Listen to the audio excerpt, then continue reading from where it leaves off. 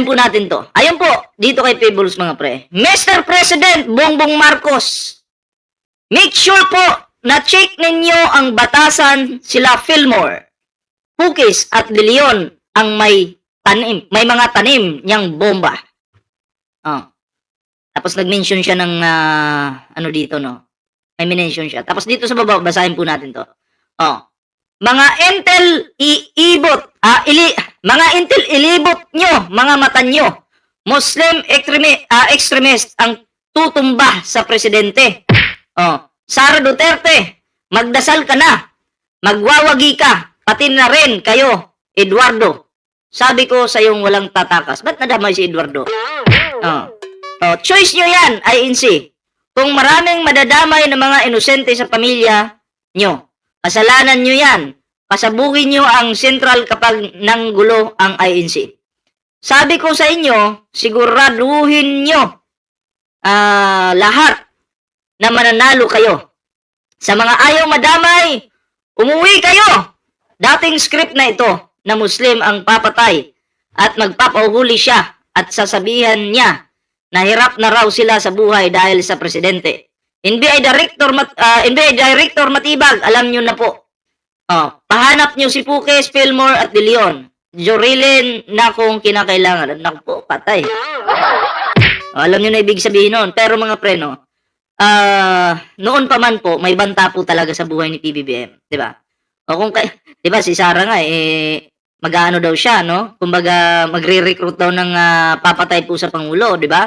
So, maaari po na yung sinabi ni Sara Duterte na may na-recruit na daw siya, may nahanap na siya, maaari na ito yung mga tinutukoy ni Peebles. Itong mga, sino to?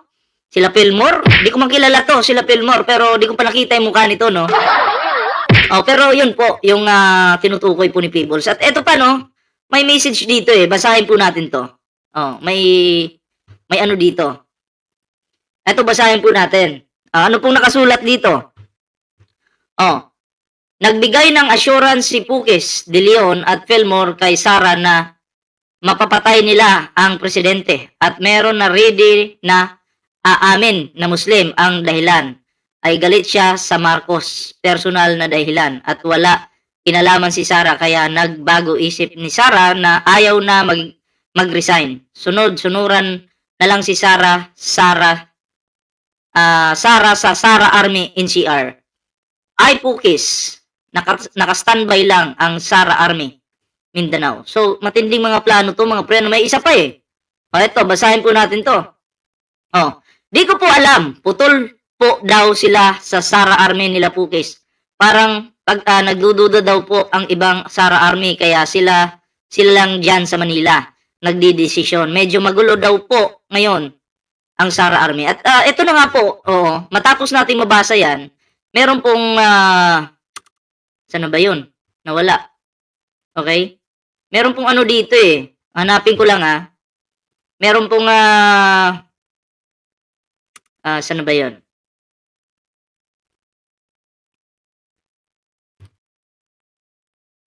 Nawala. Asan na ba yung link? May link po tayo Wait lang po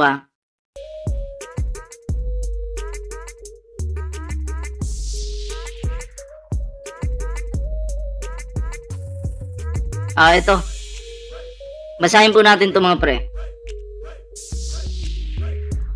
Ito po about po sa bomba na sinasabi ko. Justin, bomba! Sumabog malapit sa Department of Justice. Ayon sa mga opisyal, sumabog ang isang homemade na bomba malapit sa entrance ng Department of Justice madaling araw ng Lunes. Makalipas ang ilang oras, isa pang pinaghihinalaang hindi sumabog na bomba ang natagpuan. Malapit po sa Senado, ang pagsabog na naganap. Ito ang pagsabog na naganap. Ilang minuto matapos hating gabi ay walang naitalang nasugatan o nasawi. Nangyari ito ilang oras bago nakatakdang magbigay ng State of the Nation Address o tinatawag na SONA si Pangulong Ferdinand Marcos Jr. So, ang target po talaga dito yung Pangulo, Sinabi ni Philippine National Police Chief Jose Melencio Nartates Jr. sa mga mamahayag na may malaking posibilidad na magkaugnay ang dalawang insidente. Ayon pa sa kanya, kahit may nakahanda ng mga plano ang pulisya para sa mga banta ng bomba, aktual na pambobomba at iba pang posibleng panganib. May isang insidente pa. May isang insidente pa ring nakalusot at nauwi sa pagsabog sa harap ng Department of Justice. Samantala, sinabi ni Manila Police Spokesperson Philip Enes na patuloy pa rin ang investigasyon. Kaya hindi pa nila maibigay ang buong detalye kung gaano kalakas o kalaki ang naging pagsabog. So yun, may pagsabog pong naganap mga pre, 'di ba? So malala po ito, no? Tumutugma po yung kung titingnan niyo po yung mga sinasabi ni Peebles, mga pre, mukhang may katotohanan nga talaga. 'Di ba? Na may mga tao talaga na alam mo 'yon, target po si Pangulong Bongbong Marcos. At dinadawit po ni Peebles dito si Sara Duterte. So posible rin po, no? Ako'y naniniwala na baka may alam nga si Sara kasi si Sara nga nag-hire nga ng papatay, 'di ba? Kay Pangulo. So imposible po na itong si Sara walang alam. Grabe talaga. No? Gusto na talaga nilang agawin yung kapangyarihan kay PBBM. Kung naaalala niyo pa to, meron akong reaksyonan about kay Digong. Na nagplano si Digong na tatakbo siyang presidente, tapos Vice President, tapos papatayin yung Pangulo, si PBBM, para maagaw yung kapangyarihan. Pero sabi pa ni Digong, si anak na lang niya yung pinatakbo niya. Di ba may video ganon? Meron akong reaction na ganon. So may plano po, yung pagpatay po sa Pangulo, galing kay Digong, kay Sara, di ba, hanggang may Sara Army na. At eto pa, dahil sa mga kanilang mga pagbabanta na yan, mga pre, meron pong nagbanta. Okay? Meron pong nagbanta kay Pangulong Bongbong Marcos at kay Sandro Marcos. Di ba? Pagbanta niya na kailangan daw mamatay si PBBM at si Sandro Marcos kailangan daw sumunod kay Mima Alicia. Yun na nga, pagka Lunes na Lunes, may sumabog na bomba. Basahin po natin to mga pre. Ito, basahin po natin to. Saan na ba yun? Wait lang ha. Ito, yan po yung muka nung nagbanta. Kasi anong sabi niya po dito? BBM, susunod ka na kay Mima. So susunod na daw po si Pangulong Bongbong Marcos kay Mima Alicia. Alam niya na may mangyayaring bombahan. Alam niya na may kaguluhan talagang mangyayari. Kasi bakit? Ang sabi niya, BBM, susunod ka na kay Sara. Ay kay Mima Alicia. Di ba? Ang galing. Galing, di ba? Tibay. At eto pa, mga pre. Isunod dapat kay Mima Alicia si Sandro Marcos. Si PBBM gusto nilang mamatay. Di ba? Tapos ngayon, si Sandro Marcos naman po, no? Gusto nilang isunod kay Mima Alicia. Ngayon, sino po ba ang taong ito? Walang iba. Yan po yung pagmumuka. Tandaan niyo po yung pagmumuka. Malamang po may alam to sa bomba na sumabog. Nananawagan po tayo sa Philippine National Police na imbestigahan po ang taong ito kasi hindi po basta-basta yung mga pinagsasabi niya dito. Ayan, no? BBM, susunod ka na kay Mima Alicia. And then, yun nga, kanina, may bomba sumabog. May bombang hindi rin sumabog. So, posible po na itong taong ito, may kinalaman po. Diba? May kinalaman sa mga bomba na yan. Ma'am Rowena Sanchez, shoutout po ha. Yan po yung pangalan niya. Saan ba yung ano niya dito? Nasend ko ba yun? Wait lang ha. Ano ko lang yung pangalan niya. Hindi ko yata nasali sa ano eh. Para makita niyo po. Okay? Para makita niyo po yung ano. Yung kanyang pangalan. Nakalock profile po siya eh. Nakalock profile po siya.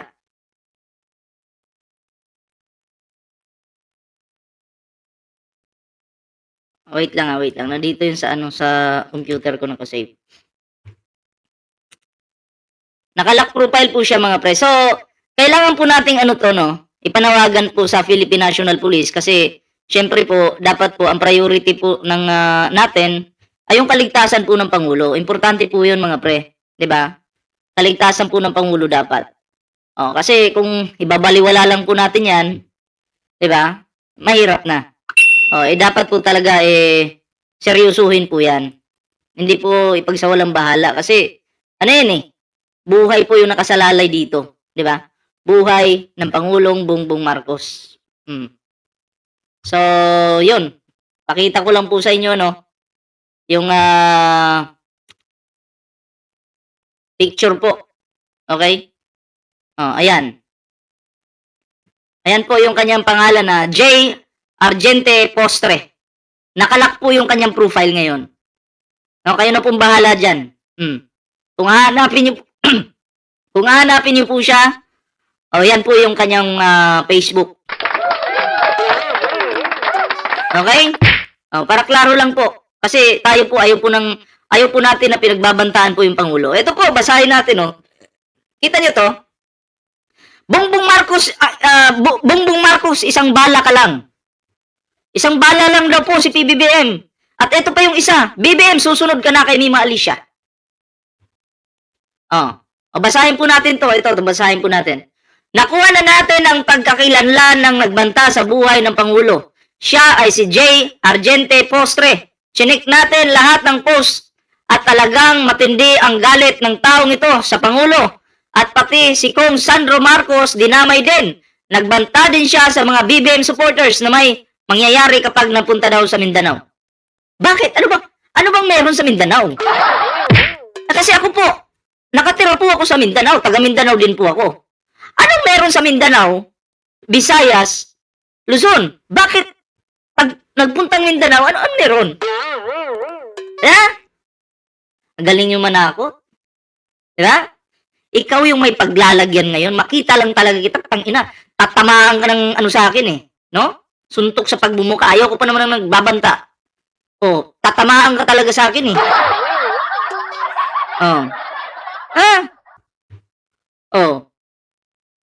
Mindanao. Press 1 nga sa mga taga Mindanao dito. Press 1 nga. Sige po, press 1. Ako taga Mindanao, pero wala po ako ngayon sa Mindanao Wala po ako ngayon sa Mindanao, pero taga doon po ako sa Mindanao. Ano pa meron sa Mindanao? Bakit kailangan mong iabang yung lugar para katakutan ka? Putang ina mo. Diba? Bakit kailangan iabang yung lugar nagtataka lang ako.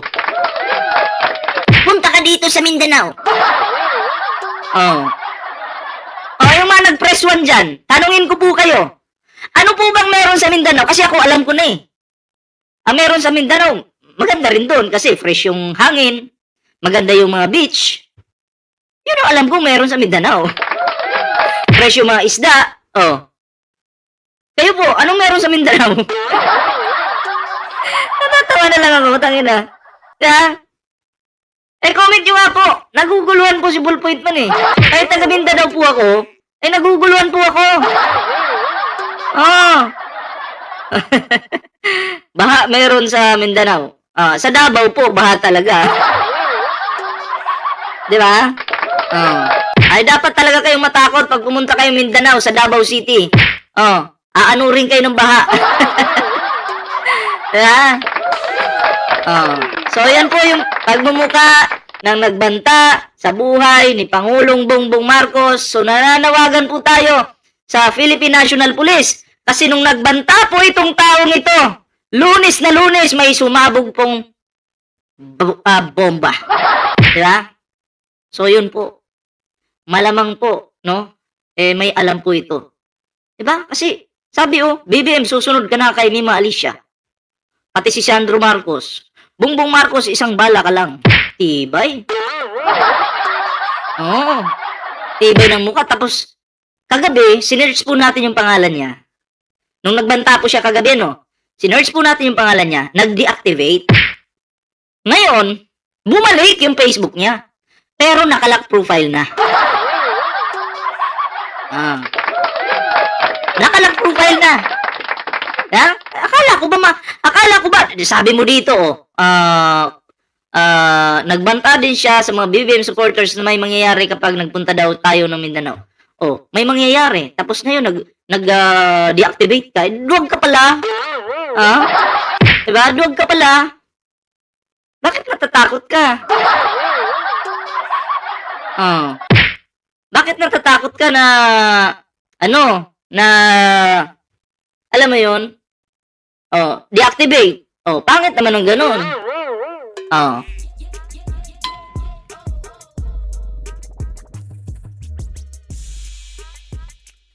Oh, tingnan ko nga ito kung makita ko ba.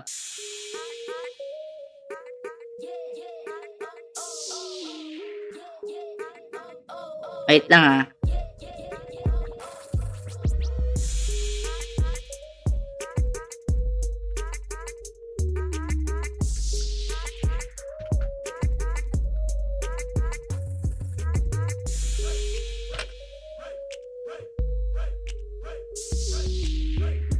Oh, makita ko kaya yung nasa Davao ako. Hindi ko na-prepare eh. Oh, basta alam nyo na po yun, no? Meron po akong video. Meron po akong video, mga pre, na nagpunta po ako ng Davao. Diba? Binidyo ko po talaga yung Davao. Yung mga spaghetti wires doon. Kasi, gusto ko lang basagin yung trip ng mga DDS na wala daw spaghetti wires sa Davao. Which is marami. Tapos basag-basag yung kalsada, di ba? Yung paligid medyo madumi. Tapos yung lugar na yon binabaha. So yun, pinakita ko na yun. Press 1 sa nakakita ng video na yun. Oh. Di ba kasi dito kasi ako nakapag-asawa eh. So bumalik ako ng Davao, binidyo ko siya. Nagtambay kami doon ng 1 linggo. Ayun, pinakita ko sa inyo. Alam ko nakita niyo yun eh. Oh. Diba? Maganda naman po sana yung lugar, pero pagdating mo sa Davao, traffic, diba? Oh, si Inday G5U, nakita pala, si Francis Miday. Oh, last year pa yata yun? Last year ba? 2024? 2025. Oh, ano, nakalimutan ko na rin eh. Basta nagpunta po kami doon. Mala Singapore daw ang Davao. Sa mga naniniwala dyan na mala Singapore yung Davao, good luck. Diba? Kasi ang Davao po talaga ay, masasabi ko po sa inyo, no? Mahirap pag nasa Davao ka, lalo na pag malakas yung ulan, aanurin ka. Aanurin ka. Diba? Wala eh. Hindi po nila ginawa ng solusyon eh. Paano masolusyonan po paunti-unti yung baha sa Davao? Imagine, 34, 35 years na yata yung mga Duterte dyan. Tama po ba? Or 34 plus na, no? Pero, walang improvement. No? Pagdating sa kalsada, sa mga baha, di ba? Ganun pa rin. Ewan ko, bakit binuboto pa yan nila? Takot lang mga tao, no? So, ayun, ano po yung inyong opinion dito? Reaksyon, pa-comment naman para mabasa po natin yung inyong mga opinion at reaksyon. Ayan. Syempre, like, share, subscribe po bago po tayo mag-move sa next topic natin dahil tatalakayin nga natin itong lalaking papatayin sa Amerika. No, DDS. Death penalty, talakayin po natin to, no? Pero, syempre, like, share, subscribe po muna kayo dyan. Sa mga nakapag-like na, maraming salamat po. Sa mga hindi pa, mag-like na po kayo dyan. And ring the bell button para always po kayong updated po. Ayan. Nakita ko yung vlog mo doon, Lods. Last year yun, last year nga, di ba? Pasensya na, makalimutin ako eh.